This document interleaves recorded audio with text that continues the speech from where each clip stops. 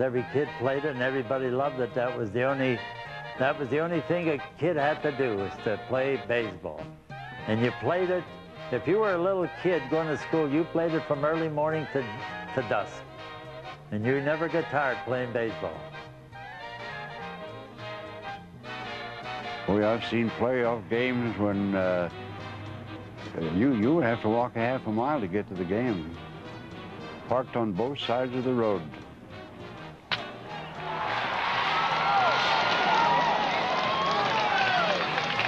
He's out. Fans were radical. They were diehards. They couldn't accept the loss. No excuses. If you made a mistake, boy, they were down your back. Whether you was on, whether they were your fans or what.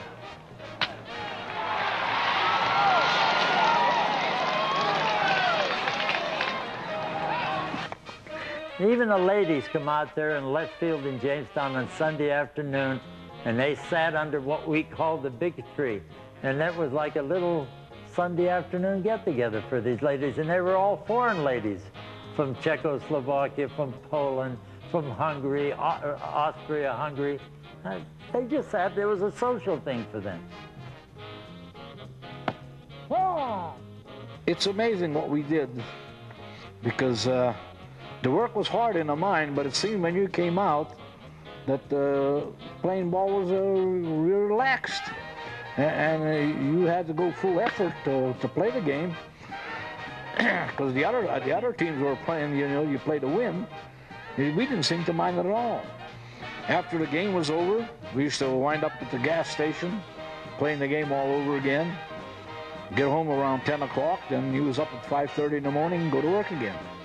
That was a weekly routine.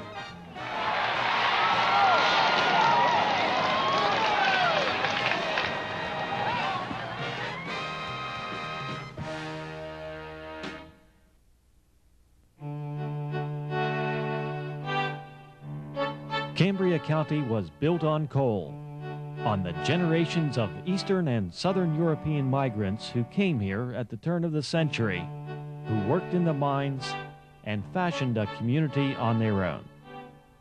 Their children grew up during the Great Depression and came of age under fire during the Second World War.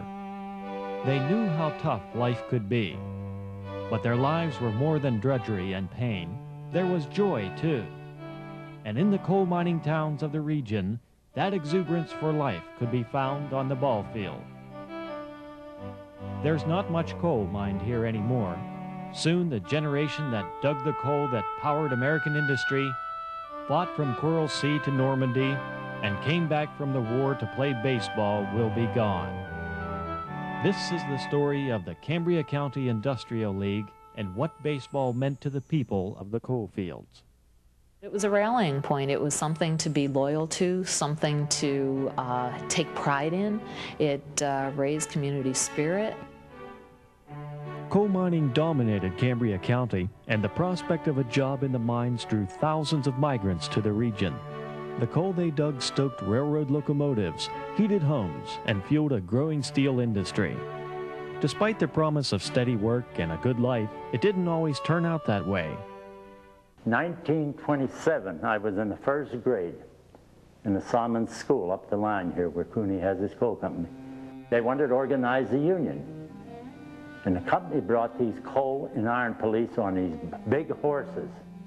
And I could see those guys, they just looked like they were 12 feet high on those horses. And they warned the people that they didn't want to go in and be non-union workers, scabs as they called them, that they had to get out of those company houses up there. In 1933, the Depression was, and that was about the roughest I can remember our family having, because I think my dad was out of work for about a year and a half.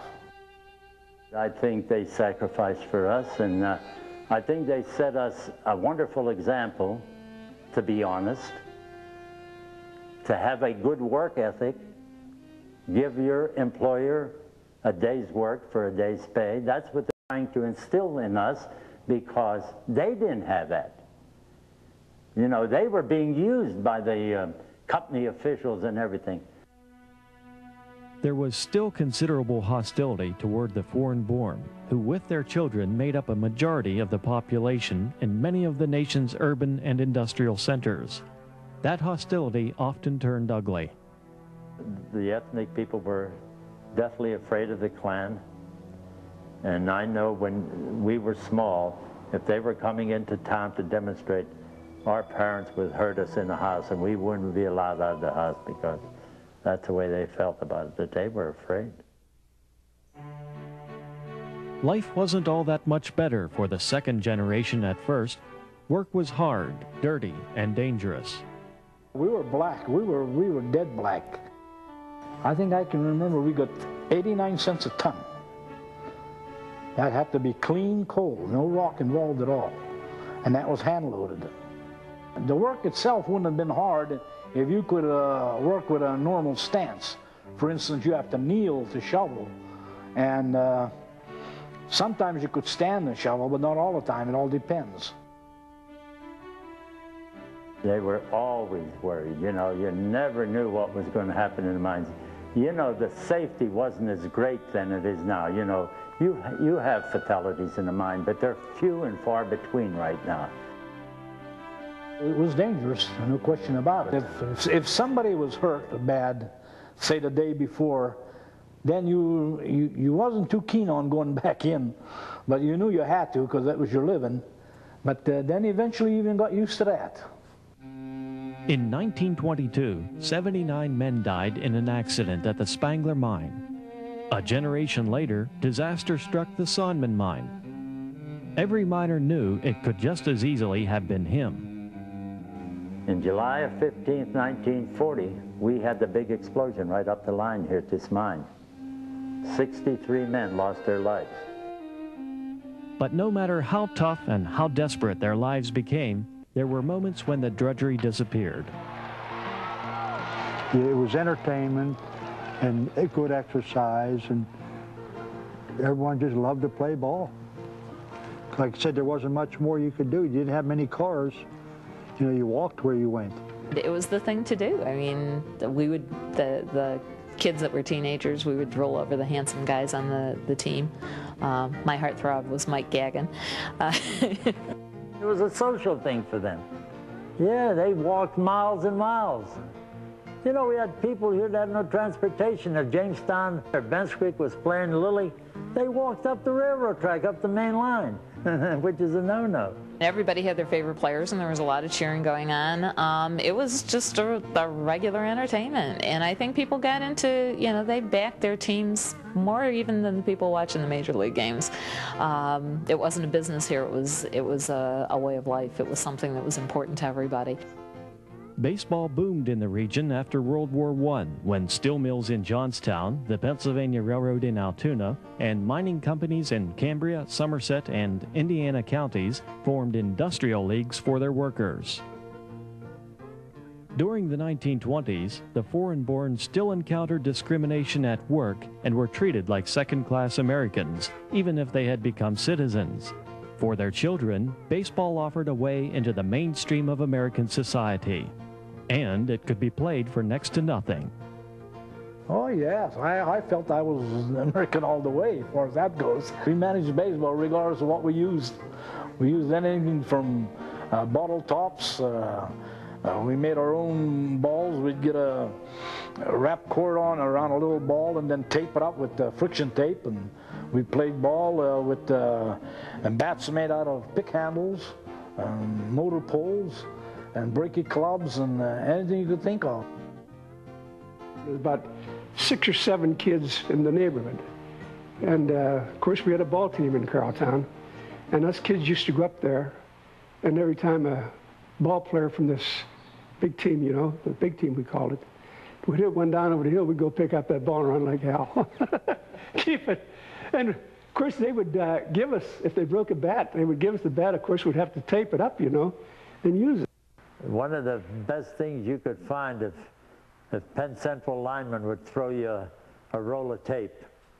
You could tape old baseball bats that were really chipped and broken. We'd nail them together and wrap them up with tape. And the same way with baseballs. If nobody could stitch them up for you. You just look for tape and tape them up. We used to play in a cow pasture there. And you know, we used bases, dried up cow dung. Yeah, we did.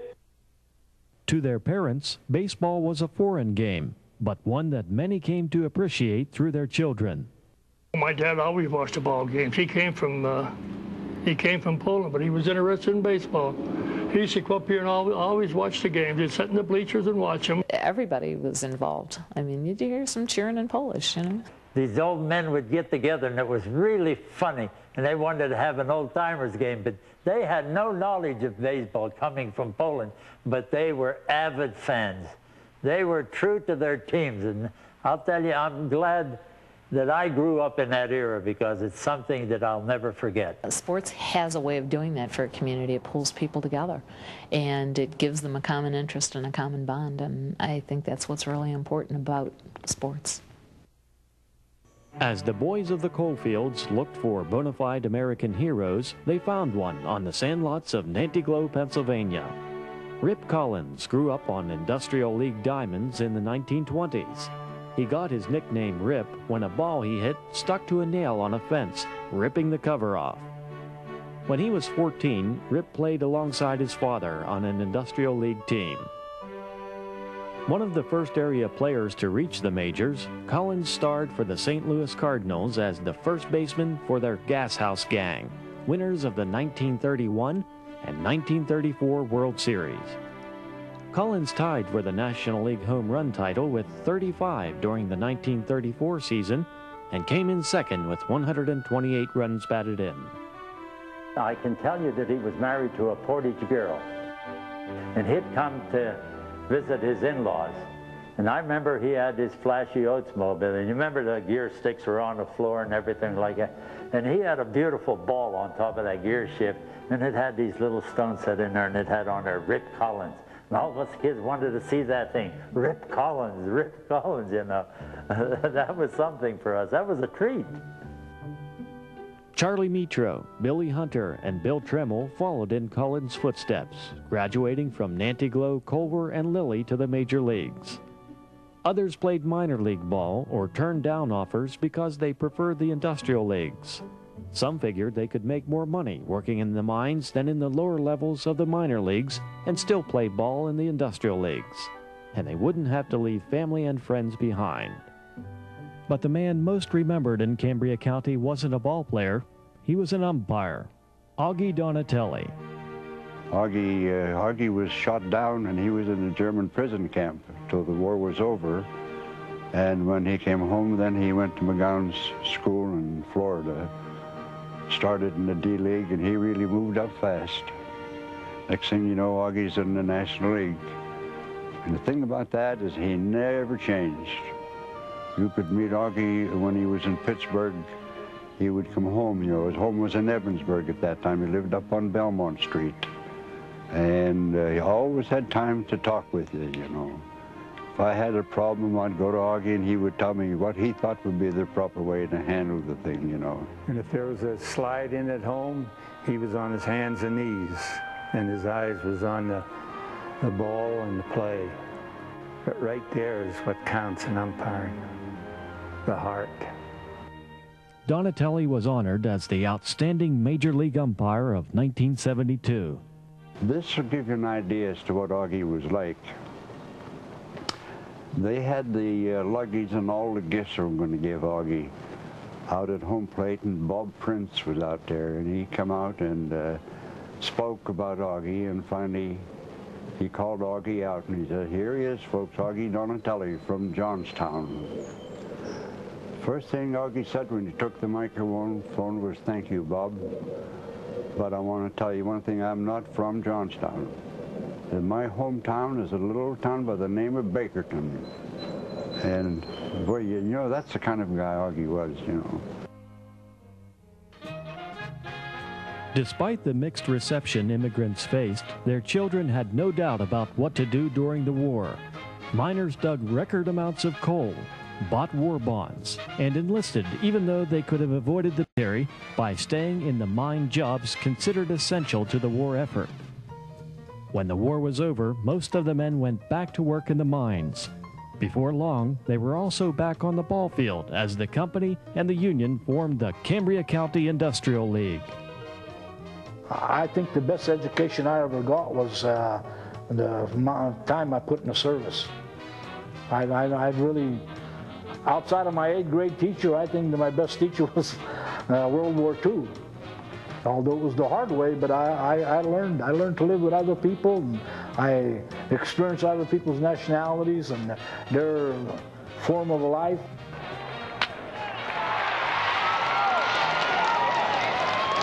That was the best 13 years of baseball that you saw in this area. I mean, it was really a very competitive baseball league. Conditions in the mines improved after the war. By sticking together in the United Mine Workers, the miners had won better pay and working conditions. The companies began selling its houses to the miners. And though relations between the companies and the UMW had been rough for decades, baseball offered common ground.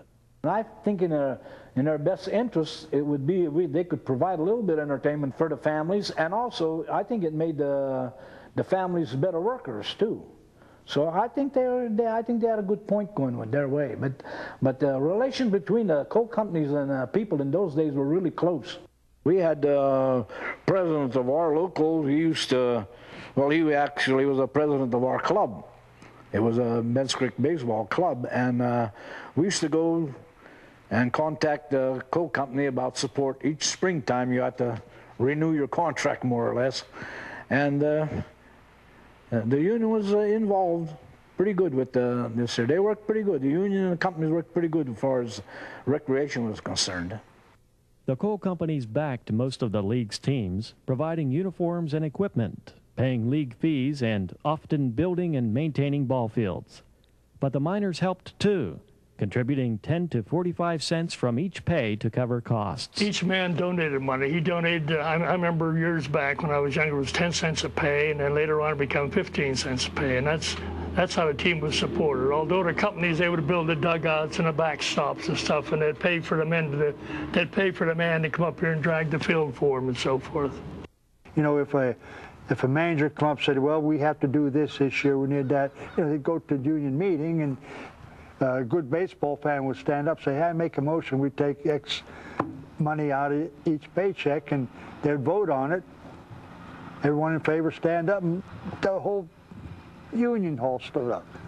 They're all in favor of it because, you know, they enjoyed it. Everybody enjoyed that sport. If a man would come down for a job, superintendent, if he was doing the hiring, he'd ask him, are you willing to have a donation taken off your pay for athletics in town? That'd be 15 cents, we'll say, at that time. And if the man said no, well then, in the long run, he didn't have no job. He wasn't going to get a job. If he said yes, you had a paper to sign it, and then you had a job. See? That's the way they did it. Some workers even got hired by the mines because of their skill as a ball player. They says, I want Jack Wargo to come up to Revlock and bring 2 of his buddies up there with him, Mikey Gallo and Steve Tomechko, Albert Tomechko. He says, we'll have a job for them if they want to play baseball. They would hire guys in here just to play ball. And we had a lot of guys working here in Revlock. They had nothing to do. They just sat. Sometime during the summer when the mine would go down to 2 or 3 days a week, I would get 2 pay envelopes, one for my work at the mine and one for playing ball. And the envelope I got for playing ball sometimes had more in it than the one for working, you know. The Revlock team, known for its talented roster, hired an outstanding player from Newry, Pennsylvania, named Luke Smith. He was working for General Machine Works in Port Matilda, and the Monroe Coal Company came down and offered him a job if he would play baseball for him.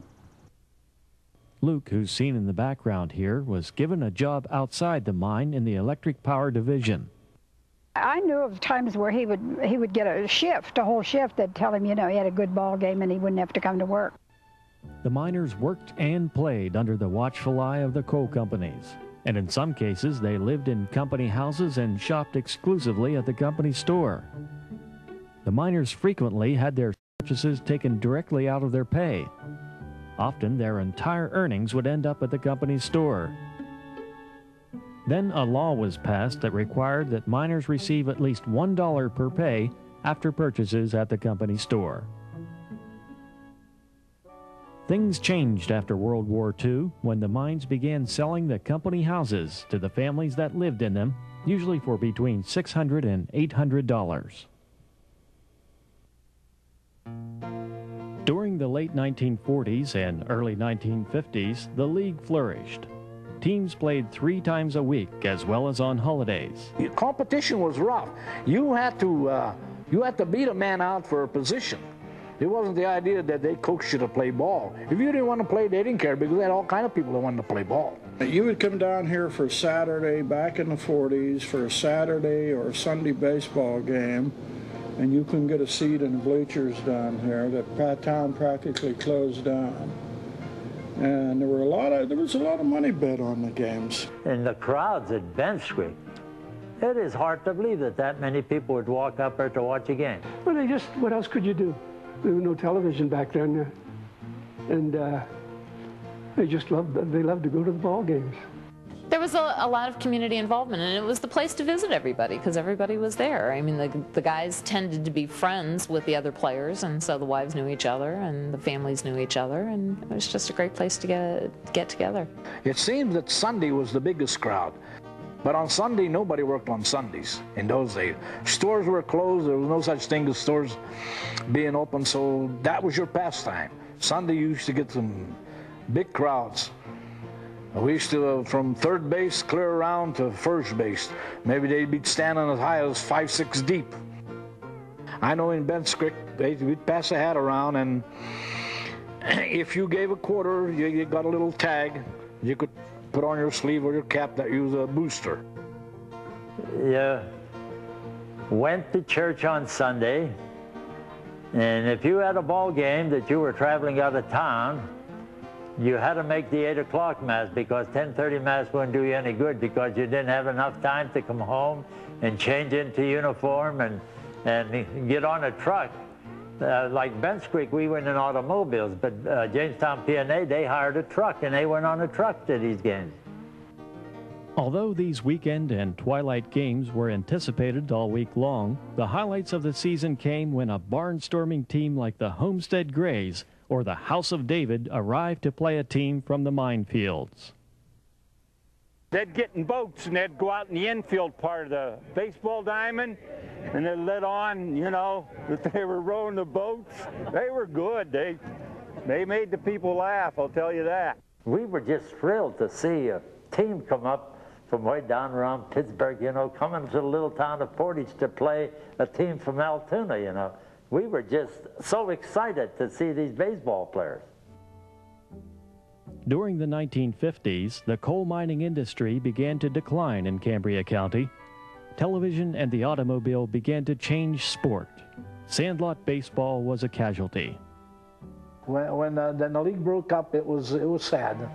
It was sad, but we could see it coming. The coal mines were closing down, and people were going to Cleveland. Most of the coal mines were going to Cleveland for jobs. And they said if you told them you was a Pennsylvania coal miner, you got a job right away, because they knew they'd get some work out of you. The 50s were devastating, and it was hard to raise money, too, then. Because, you know, the Korean War was over already. It was in 51. After that war was over, boy, they laid off. They laid off a lot of people in these mines, and that, you know, the economy wasn't good at all. That was the biggest loss to this area, is to lose the industrial lake. But Sandlot ball and what it meant for the people of the coal fields were not forgotten. Baseball gave us recognition more than anything. In fact, the town of Bents Creek would have never been heard of, I think, if it wasn't for baseball. I think through baseball, we were really accepted. They say, well, there's Stan Bria. Remember, he's a good pitcher. He can play ball for us or this, you know, and people are going after you to play ball for them. And I say, that, to me, that's acceptance. You know, they wanted me. I remember Roy Campanello saying one time he'd play the game for nothing as long as they gave him something to eat. So that was the attitude around here. This simple way of life, when hardworking people created their own entertainment, is now largely gone. But the baseball diamonds remain, and the bony pile discards of the coal mines still loom in the background, reminders of the end of the industrial era in the coal fields of southwestern Pennsylvania. The veterans of these ball fields still gather to reminisce about working in the mines, living in company towns, and those glorious days when working people from different backgrounds forged their own sense of community, playing ball in the industrial leagues.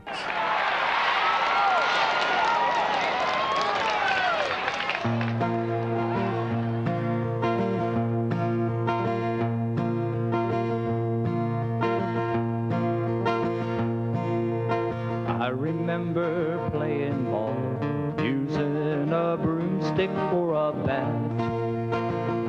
Imagine that.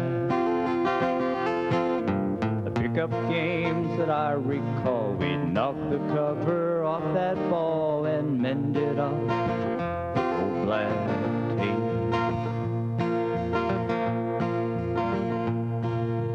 Then one day my pa, you see, got me a job down in the mine, just marking time. No more silly games for me, way down beneath the ground I'll be swinging an old pick and not a bat.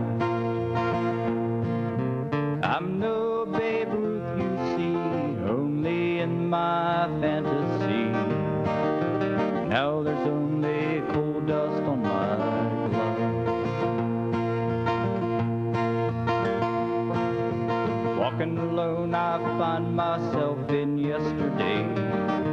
So many years, so many tears. Oh, how our gang would play beneath the old street lamps. We'd stay and hit that ball till Mama called.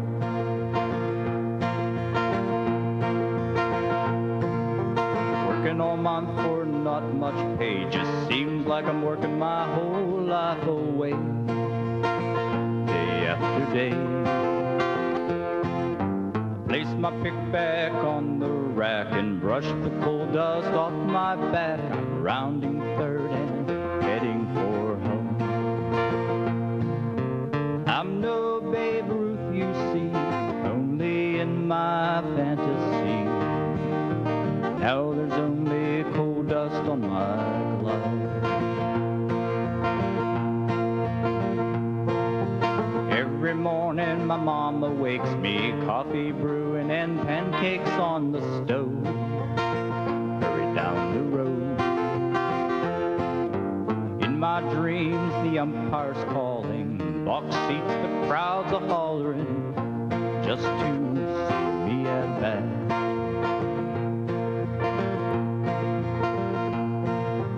Every day the whistle blows and you pray to God you'll be coming back. That's a fact. And again my mind still wanders to the fields where I would saunter, a leather glove and my old ball bat. I'm no Babe Ruth, you see, only in my fantasy. Now there's only coal dust on my glove. Then one day I looked to see a sign about a mining baseball team. It's like a dream. I wiped the coal dust off my glove. It's time to play the game I love. The boys of summer will take the field again. I'm no Babe Ruth, you see, only in my fantasy. Now there's only coal dust on my glove. I remember playing ball, using a broomstick for a bat.